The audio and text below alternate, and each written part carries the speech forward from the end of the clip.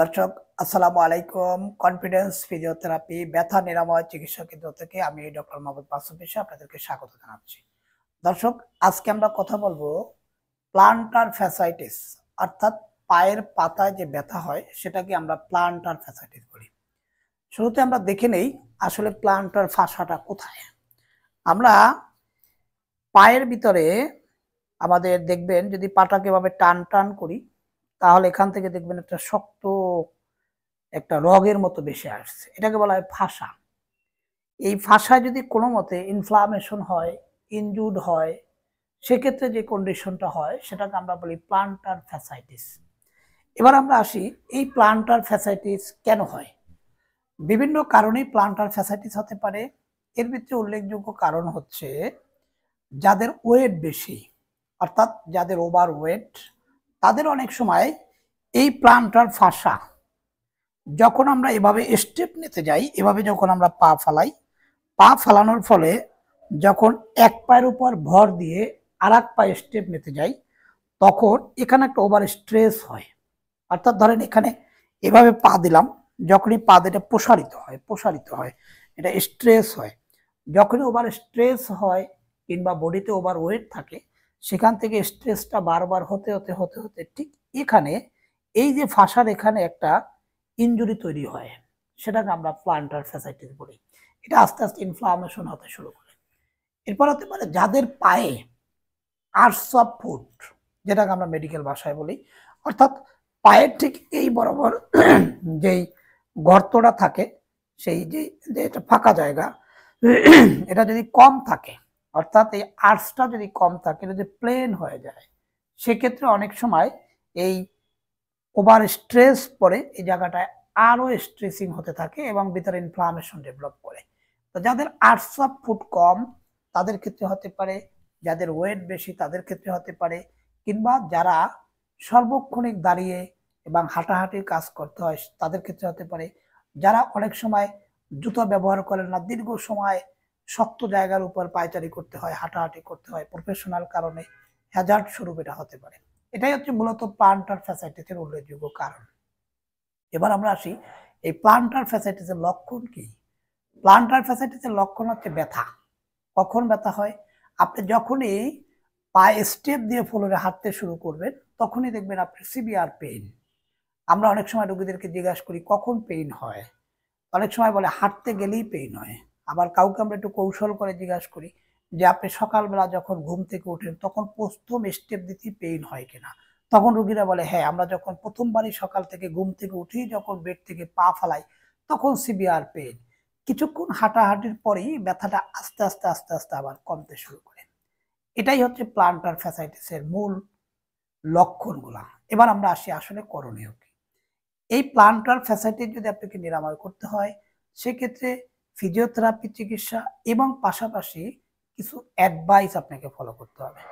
যেমন অ্যাডভাইসগুলোর ১ নম্বরে হতে পারে যখনই আপনি হাঁটাচলা করবেন তখনই নরম জুতা পরবেন, অর্থাৎ যেই পলসগুলা সফট, চাপ দিলে ডেবে যায় স্পঞ্জের মতো, সেই সফট স্যান্ডেলগুলো আপনি ব্যবহার করবেন।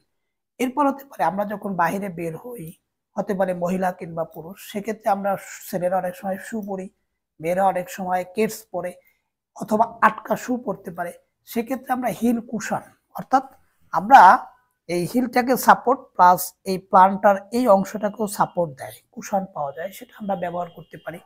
সেখান থেকে আপনার এটার উপর প্রেশার কম লাগে, এটা একটা জাম্পিং হয়, শক অবজারভার হিসেবে কাজ করে, সেখান ক্ষেত্রে প্লান্টার ফাসার উপর প্রেশারটা কম পড়ে। এরপর হতে পারে আমরা বাসায় রেগুলার এক্সারসাইজ করা।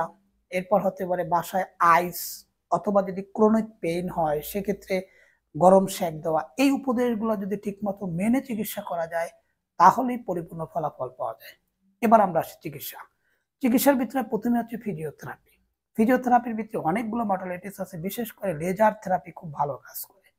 এরপর হতে পারে আকুপাংচার বা ড্রাই নিডলিং, অর্থাৎ যেই ফাসার উপরে ইনফ্লামেশনটা আছে সেখানে যদি আমরা আইডেন্টিটি করে তারপর যদি আমরা ড্রাই নিডলটা পিক করে স্টিমুলেশন প্রয়োগ করতে পারি তাহলে ইনফ্লামেশনটা খুব দ্রুত চলে যেতে পারে। এরপর হতে পারে আপনার বাসায় আইস ব্যবহার করতে পারেন, 2 টাইমস আইস, অথবা 3 টাইম আইস ব্যবহার করতে পারেন।